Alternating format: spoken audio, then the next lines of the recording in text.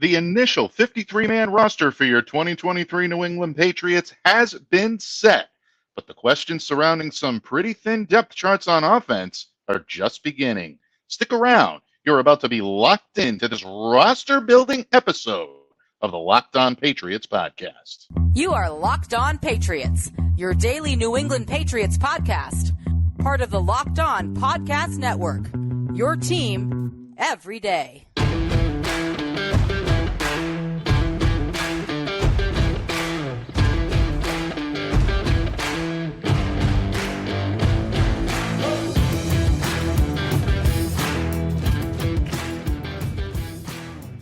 Hello to all of you Foxborough faithful. Welcome to the Locked On Patriots podcast. We are a proud part of the Podcast Network, your team every day. Subscribe or follow for free on YouTube or wherever you listen to podcasts to get the latest episode as soon as it's available.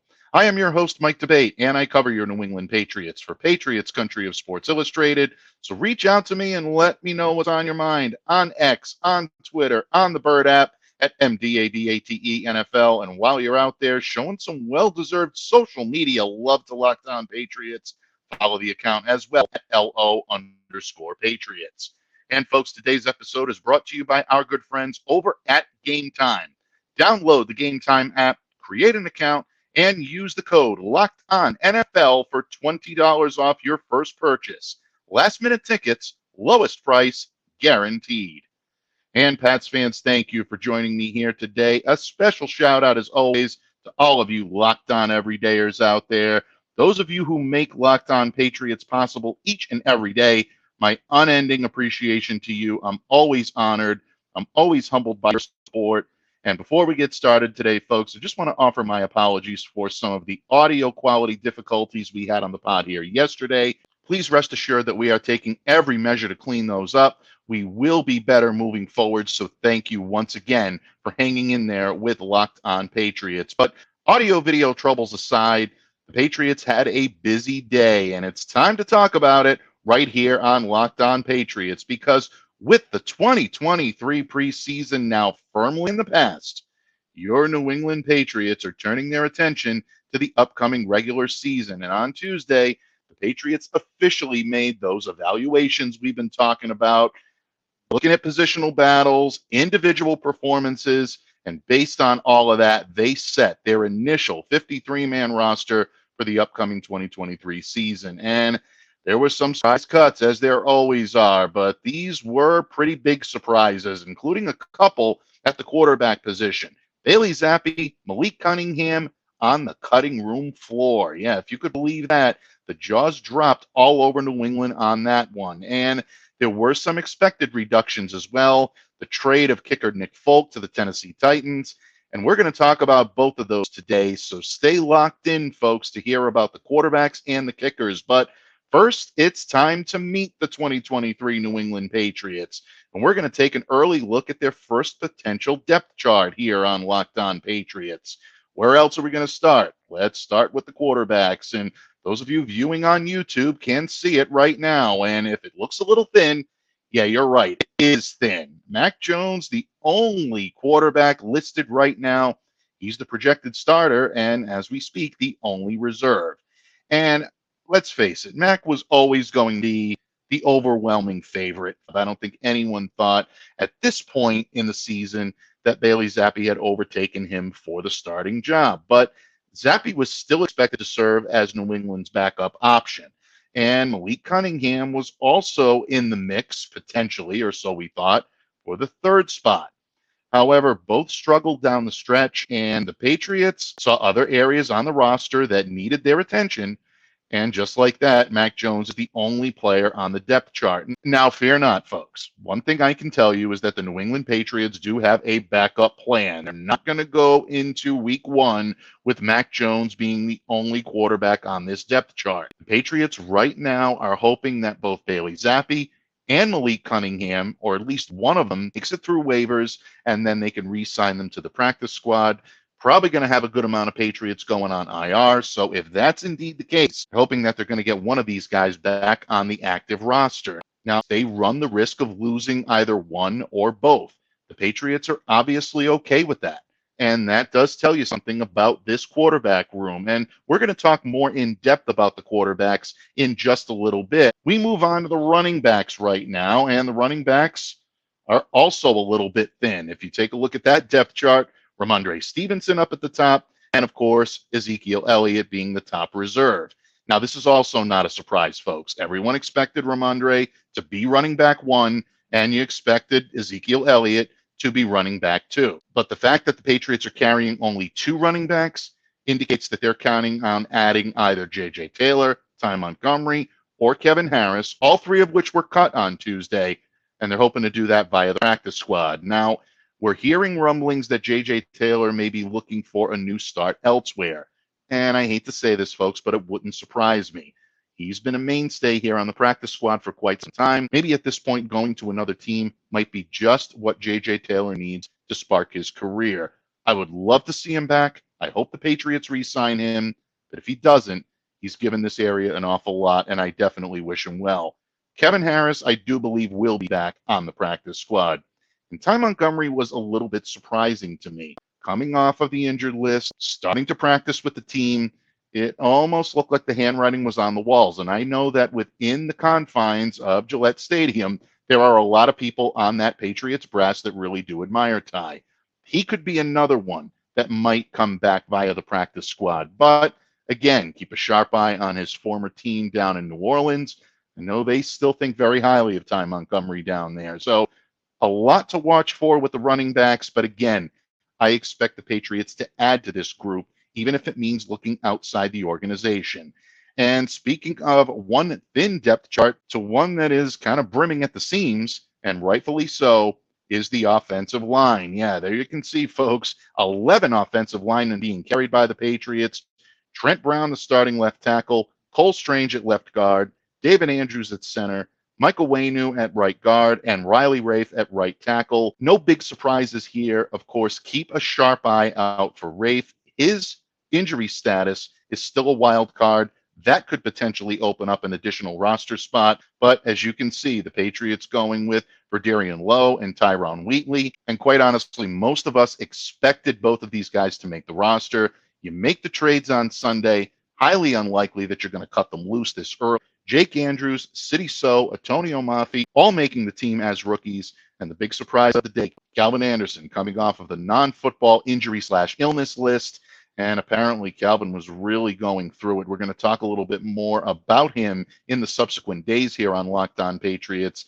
But he is back in the fold. He's happy to be back here. And I know so many of us here in Patriots media and Patriots fandom were happy to see Calvin Anderson back. So good news for the Pats on that front.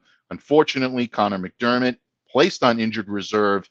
He was placed on before the 53-man roster was set. So unfortunately, Connor's season in New England is done for 2023. But I would not rule out a return for him in 2024.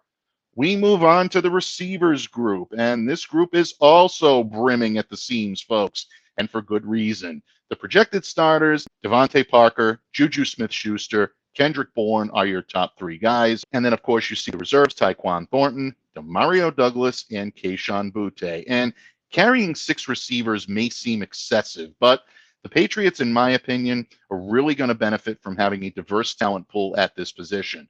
Douglas has performed well enough to warrant his roster spot.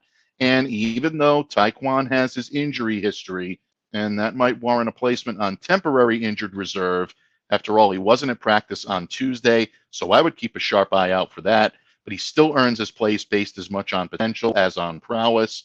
And finally, Kayshon did it. Boutte's athleticism, his dynamic playmaking abilities make him worthy of selection as well. We've talked about this here on Locked On Patriots, and we've thought right from the beginning that Kayshon Boutte had a place on this roster. It was great to see him make it. Demario Douglas earned his spot each and every day he took the field. Really excited to watch these rookies. Make no mistake about it, folks. They earn their way onto this team. And rounding out the offense right now is the tight end depth chart. And much to the dismay of our empress of tight endage, Claire Cooper, the Patriots are carrying right now only two tight ends. Don't panic, Claire. I do expect this to change. Hunter Henry, Mike Gesicki, not a surprise here. They're going to fulfill the 12 personnel duties in Bill O'Brien's offense. But don't forget that even though Gesicki is no longer wearing the red non-contact jersey, he's still got to be careful with that shoulder. So because of that, I think the Patriots are going to look to the practice squad to add depth here. And the guys that I'm looking at right now could be Matt Sokol. He performed well during camp. He may return on the scout team because of his blocking ability and his knowledge of the system.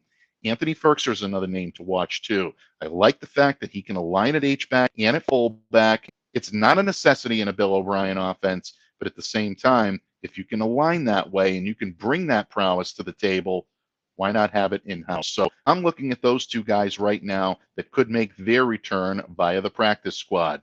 Flipping it over to defense, and there's your first look at the Patriots' defensive line in 2023. Dietrich Wise Jr., Lawrence Guy, Devon Godchow, the projected starters, Christian Barmore, Keon White, Daniel Wale, and Sam Roberts, the reserves. And don't forget about Trey Flowers on PUP, folks. I definitely think the Patriots will bring him off at some point, but Trey is still rounding his way back into game shape. Keon White had an amazing preseason, and he's going to continue that dominance, in my opinion, into the regular season for him to be a big factor in the Patriots' run packages, and I think he even has a chance to make an impact on the edge. And, of course, the guy that I'm happiest for on this list, Sam Roberts, making a strong push for a roster spot, especially in the closing few weeks of camp and in preseason. He earns the final spot on the depth chart. So Pat's defense already looking formidable, and if that's not formidable enough for you, folks, let's take a look at the linebackers. And yeah, absolutely. For those of you listening, the projected starters, Matthew Judon, Jawan Bentley on the inside, Jelani Tavai also on the inside as well, and then you've got Josh Uche playing the S role. And as far as the reserves go, Anthony Jennings making this team, Marte Mapu, Mac Wilson, a little bit of a surprise, at least it was to me, and Chris Board, mostly for his special teams acumen. But don't rule out the fact that this guy can play a few snaps for you at linebacker. Of course, we all know Judon is going to supply the athleticism, the aggression. Once again, Boucher is also going to be a potent weapon, no question about it. I think the Patriots love what they saw from Wilson's sideline to sideline speed in this preseason. And I think that's why he gets the nod over a guy like Ronnie Perkins. I'd like to see Ronnie come back on the practice squad. And if the Patriots do have an injury, he can be a guy that can slide right in. We saw a lot of promise from him in the last couple of weeks of training camp. So keep that on. So take that under advisement and keep a sharp eye on Ronnie Perkins. But Mapu here, I think, is the guy that everybody's going to want to watch. We all want to see what this guy can do. And I think he has the stuff to be a significant contributor, given his versatility and his hard-hitting style of play. So Patriots front seven, definitely looking like a group that you do not want to tangle with if you're an opposing offense. But if you're going to test the Patriots deep, the corners are going to make you pay for it. And this is a great group, folks. Christian Gonzalez getting the start over on the right side. Jonathan Jones probably getting the start on the left. If the Patriots utilize the slot in starting packages, Miles Bryant is probably going to get that right off the bat. And even despite his recent legal troubles, Jack Jones is going to get significant playing time for this unit. Patriots plan to utilize him extensively on the outside. And then you've got Marcus Jones backing up Miles Bryant in the slot, maybe even taking a few snaps along the perimeter. They'll rotate a little bit. And of course, as you can see on injured reserve, Isaiah Bolden. Unfortunately, Isaiah's season was over before it began. He'll take the year to convalesce. And even though I was looking forward to seeing him out on the field this year, this is probably the right move and the smart move. A lot of potential for this kid in the secondary, as well as his prowess on kick returns. Isaiah Bolden is going to be one to watch in 2024, folks. So we wish him well, but the Patriots cornerbacks are well positioned. And we move on in the secondary to the safeties. And this is about as good of a four-man safety group as you're going to find anywhere. Kyle Duggar and Jalen Mills I have penciled in here, but really I think you can rotate any one of these guys. The only constant in this group I think is going to be Kyle Duggar, but I think you're going to see Mills get starts, Adrian get starts, and of course Jabril Peppers. This is a very good unit, folks. They can definitely get the job done. Kyle is going to be your standout at the strong safety position. Jalen, I think, is going to play a little bit of free, but he can play up toward the line of scrimmage. Phillips is going to be your hybrid linebacker safety. He's going to play that star role. And Peppers, I think, is going to be your backfield enforcer. So anything you need done, this group can get it done and then some. And let's not forget the special teams specialists, because kicker Chad Ryland is about to take the boot in New England, meaning that leg that's going to be in charge of kicking the field goals in Foxborough, yeah, it belongs to the rookie. And a rookie won the punter battle as well, as Bryce Baringer gets ready to be the Patriots punter in 2023. As for the blocking coverage team, you got three solid specialists here in Matthew Slater, Brendan Schooler, and rookie Amir Speed. I'm really looking forward to seeing what Amir can do on the coverage teams, and there also might be a situation where he takes a little bit of pressure off of Marcus Jones in the return game as well. Cody Davis remains on PUP, so keep an eye on him to see when he might be eligible to come off.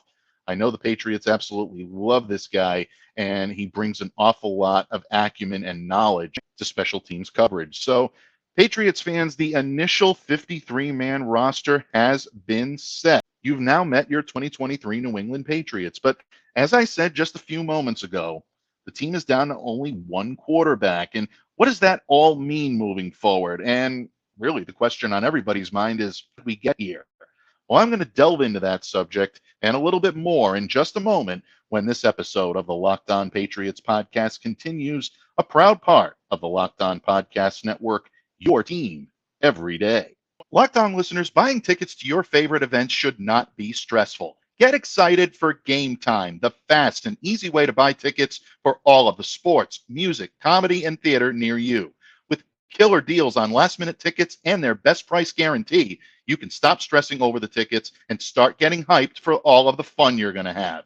The Gametime guarantee means you'll always get the best price. If you find tickets in the same section and roll for less, Gametime will credit you 110% of the difference. That's why it's the fastest growing ticket app in the country. Get images of your seat before you buy so you know exactly what to expect when you arrive. Buy tickets in a matter of seconds, just 2 taps and you're set, and tickets are sent directly to your phone so you never have to dig through your email. Snag the tickets without the stress with Gametime. Download the Gametime app, create an account, and use the code LOCKEDONNFL for $20 off your first purchase. Terms apply. Again, create an account and redeem code LOCKEDONNFL. That's LOCKEDONNFL for $20 off. Download Gametime today. Last-minute tickets, lowest price, guaranteed. Patriots fans, thank you once again for joining me here today on Locked On Patriots as we break down your New England Patriots initial 53-man roster. And folks, as we said in the previous segment, some of the Patriots depth charts are busting at the seams and some are very thin. And unfortunately, the Patriots are at their thinnest in the most high-profile position in all of professional sports. That's right, folks. The quarterback position is down to one. Mac Jones is your starter, and there's no one else left in the cupboard. Zappe hour officially over in Foxborough. Malik Magic also officially over in Foxborough, at least for the time being. And of course, I'm talking about the shocker on Tuesday, just before the NFL's 53-man roster deadline. Your New England Patriots cutting both their backup quarterbacks, Bailey Zappe and Malik Cunningham. And this comes just a day after cutting their only other reserve on the roster, and that's Trace McSorley. And the general consensus was that after cutting Trace McSorley, which a lot of us had predicted would happen, the Patriots would keep Zappe and maybe even keep Cunningham. But obviously, that wasn't the case. Now, the release of Cunningham was surprising. We all saw that he had dual threat capabilities. He could play quarterback. He could play wide receiver. He dazzled everyone in New England's preseason opener against the Houston Texans. But after that initial burst of Malik magic ran through the region, or through the fan base, I should say, because we have a lot of Patriots fans that aren't in New England. And I know a lot of you listen from all over the globe, all over the country. I appreciate each and every one of you for taking the time to do that. But after Malik got his initial burst of fame, unfortunately, we didn't see much from him, either at quarterback or at wide receiver, that really warranted a roster spot. He kind of fizzled down the stretch a little bit, and he didn't make any positive plays at receiver or quarterback in last week's finale against the Tennessee Titans. Ultimately, he completed 3 of 6 passes for 19 yards, caught 1 pass, which ended up going for a 1-yard loss, and he did carry the ball 6 times for 39 yards. And I don't want to forget, he also had a 21-yard kickoff return. And even though we all wanted to see Malik Mania kind of extend beyond just the preseason, Patriots didn't quite see it that way, at least initially. And I'll come back to that in just a moment. But to me, the real shocker of the afternoon was the release of Bailey Zappe. When you think back to a year ago at this time when Bailey was essentially the third option on the roster behind Brian Hoyer and Mac Jones as the starter, just a couple of months later, he almost ends up in the starting role for good. And again, folks, I know that's going to rub some people the wrong way, but a lot of people were talking about it. He comes in when Mac Jones is out with an injured ankle, wins his first two starts, and all of a sudden you started hearing quarterback controversy popping up on pretty much every airwave and on every computer screen, phone screen, wherever you happen to consume your Patriots coverage. People were talking about Zappe versus Mac. For lack of a better term, he demonstrated poise within the Patriots system. Again, leads the team to a 2-0 record, finished the season completing 65 of 92 passes for 781 yards, 5 touchdowns, 3 interceptions. Not bad in a limited sample size, but Zappe had an ugly summer. There's no way to sugarcoat this, folks. Fumbled 3 times in the loss to the Titans, and I'm sure that had a lot to do with the Patriots' decision today. I know the Patriots don't make decisions in a vacuum, typically, but when you cough up the football 3 times as a quarterback, you're not endearing yourself to Bill Belichick, and you're certainly not endearing yourself to Bill O'Brien. Now, that's not to say that Zappe can't succeed in this system. We did see the 42-yard touchdown pass to Kayshon Boutte. That was a nice pass. That was a great catch by Kayshon. And who knows, maybe that's enough to sneak him through waivers and get him back through the practice squad. If, in fact, Bailey Zappe does move on, he'll move on having gone 30 of 51 in this offseason or preseason, completing 58.8% of his passes for 253 yards and 1 touchdown. But once again, folks, you always keep coming back to those 3 fumbles. Now he's been waived, and that unfortunately means that the New England Patriots are looking for more help at the quarterback position. So given these transactions, the pressing question now is who's going to be Jones's backup? Who's going to back up Mac when the season begins? Well, conventional wisdom will tell you it's either going to be Malik Cunningham or Bailey Zappe, or maybe both, because they both sneak through waivers and make it onto the practice squad. And maybe one of them gets elevated for good and signed to the 53-man roster. But if that doesn't happen, and folks, I can tell you there is a chance it doesn't, then the Patriots are going to be wading through the veteran quarterbacks available right now. And there were a few that were released on Tuesday. Guys like Will Grier of the Cowboys and Colt McCoy of the Cardinals. Those are the 2 names that keep popping up. But even if Zappe does return to the Patriots, how is his release going to change the dynamic between he and a team that is clearly willing to take the risk to live without him? That can have an effect on a quarterback's psyche. No matter how good you are, no matter how well you fit into the system, if you feel like there was even a part of you that wasn't wanted up here, it might be difficult for Zappe to incorporate himself back into this fold. So these are all things to watch out for. Bailey's got to be willing to come back. The Patriots will have to want to sign him back. I think the Patriots' desires there. Not sure what Bailey's thinking right now. To be honest with you, I wouldn't blame him no matter what decision he made. And obviously, Malik Cunningham is a wild card in all of this. We've talked about Baltimore's potential interest. Do they put in a waiver claim on him, or does he make it through waivers? If he does, I think the Patriots will run to re-sign him because I think they'd love to have him back in Foxborough. To me, I think it was more a numbers crunch than anything else that pushed him off this roster. And if the situation allows, I think the Patriots would love to see Malik Cunningham back in a Pats uniform sooner rather than later. So, as the saying goes, folks, stay tuned to the quarterback drama that always seems to surround this team. But that drama doesn't end there because the Patriots played a game of hello goodbye when it comes to their kicking game today, trading former incumbent kicker Nick Folk and solidifying Chad Ryland as the man for the job. What does it mean for the start of a new era in Foxborough? Well, we're going to discuss that and more when this episode of the Locked On Patriots podcast wraps up right here on the Locked On Podcast Network, your team every day. Patriots fans, thank you once again for joining me here today on Locked On Patriots, breaking down the Patriots' initial 53-man roster for 2023. Don't forget that tomorrow here on Locked On Patriots, author and journalist Dave Archibald is going to join me to discuss his new project called The Inches We Need. It's a new book that will be available on paperback and on Amazon on Friday, September 1st. Folks, I've already had the privilege of reading some of the excerpts. The first chapter available right now at theinchesweneed.com. Folks, check it out. You are going to love it. It's one of the best analytical takes on football I've had the privilege of reading in quite some time, so I highly recommend it. And check out tomorrow's show here on Locked On Patriots so you can hear what Dave has to say about this work, and we're even going to talk some Patriots as well. Well, they raised those eyebrows once again and caught the attention of the NFL universe on Tuesday when they traded veteran Nick Folk to the Tennessee Titans in exchange for a 7th-round selection in 2025. So the Nick Folk era is over in New England, and the Chad Ryland era is about to begin. And what this tells me, and I'm sure it tells you the same thing, the Patriots are content to test the full value of their draft investment by opting for Ryland's younger, stronger leg over Folk's veteran reliability.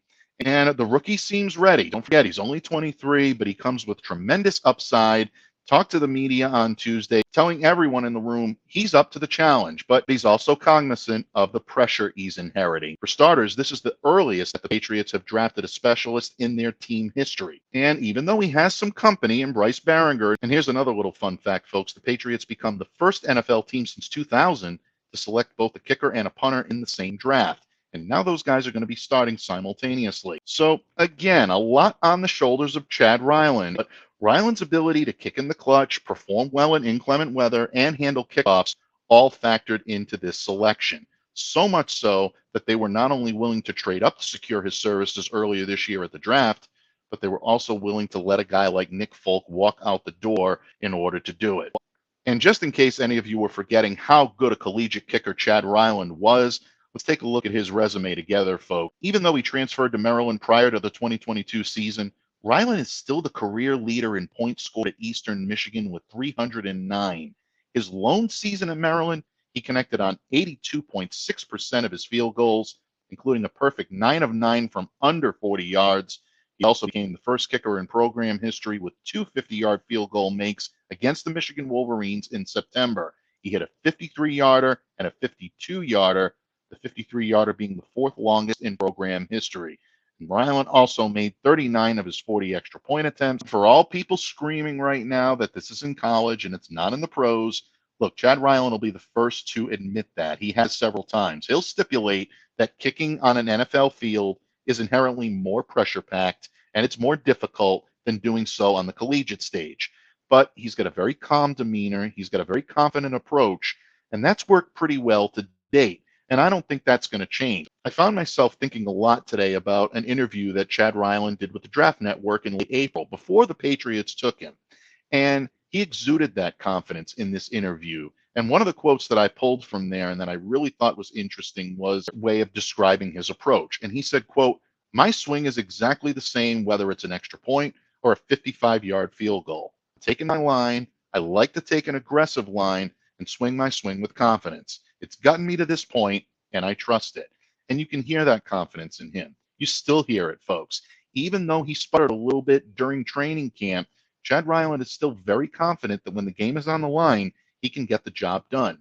And that, to me, is going to be something that I think will endear him to all of Patriots Nation. So Chad Ryland being installed as the new kicker, as the starting kicker for this team, seems like a good thing all the way around. Well, unfortunately, one negative side effect of it was that it brought an end to the tenure of Nick Folk here in New England. And this was a tough one, folks. I know we all love Nick for all of the great work that he did up here in New England. One of the team's most dependable point scorers, spending 4 seasons with the Patriots, appearing in 57 games and connecting on 89.3% of his field goals. And of course, folks, for his efforts, he was named AFC Special Teams Player of the Week by the NFL 4 times as a Patriot. And even though we had a handful of uncharacteristic sputters down the stretch, that had a lot of fans wondering whether the Patriots were going to be in search for a new kicker via the draft. And when they selected Chad, especially doing so in the 4th round, I think a lot of Patriots fans believed that they had already set their standard for the upcoming season. But credit to Nick Folk. He didn't give up. He came into camp, played well, and really competed. And his steady showing during both camp practices and in the preseason, along with some of Ryland's struggles with accuracy, made it a surprisingly tight positional battle. And again, Ryland realizes this. He knows that filling Nick Folk's shoes is not going to be easy. But if he performs to his capability, a lot of armchair GMs throughout Patriots fandom right now going to be forced to reevaluate their stance on his selection. And you know what? Nobody knows this better than Chad Ryland, folks. He's eager to prove the naysayers wrong, saying, quote, "At the end of the day, there's a lot of work to be done. I know that ahead of time coming in, and I can't wait to get started." Well, folks, that day has come. The Chad Ryland era for the Patriots kicking game has begun. But as for Nick Folk, I can just say from personal experience that it has been a joy covering him. He has been a true professional in every sense of the word. And as for his legacy here in New England, it's going to undoubtedly and rightfully be written with accomplishment, accuracy, and above all, appreciation. When you're given the dubious task of succeeding team legends like Adam Vinatieri and Steven Gostowski, it is not easy, folks. But Nick Folk did it, and he did it admirably. And it seemed like each time he stepped up to attempt a field goal, he exuded a kind of quiet trustworthiness in the clutch. And I think that's what earned him the nickname Big Kick Nick. And we all enjoyed tweeting that out. Each and every game day, Nick would connect on a field goal. I love to tweet out, "Nick is good." I'm definitely going to miss that. But his moving on to the Tennessee Titans is very good. He's closer to his family at this point, and I think it's going to be a great fit for him in Music City. And he proved it. He's still capable of being a team's primary kicker. He can even be a top-level talent within the NFL. And even though New England has opted for the younger, stronger leg again, folks, and as much as I do like Nick Folk, folks, the Patriots made the right decision here. His impact on the organization, even though it was brief, in my humble opinion, is forever going to be one of class, honor, and dependability. And that's exactly how it should be. So, Nick, congratulations. Best of luck to you. And we usher in the Chad Ryland era as the New England Patriots 53-man roster has officially been set. At least the initial one, folks, because here tomorrow on Locked On Patriots, we're going to sift through all the residual transactions. Who's been signed to the practice squad? Are the Patriots in the trade market? Are they in the free agent market? You know that this initial 53-man roster is going to go through a lot of changes prior to the Patriots season opener on September 10th against the Philadelphia Eagles. So stay locked into Locked On Patriots for the very latest as we continue to bring you up to speed. In the meantime, I thank each and every one of you from the bottom of my heart for taking time out of your busy schedule to join me here today on Locked On Patriots. And whether you're a Locked On everydayer, a casual listener, or a first-time listener, we hope that you will continue to stay locked in to Locked On Patriots for your daily Patriots coverage. I am your host, Mike Debate, reminding you to stay safe and to stay well and to be the change that you wish to see in the world. Have a great day, everyone, and we'll see you again here tomorrow on Locked On Patriots.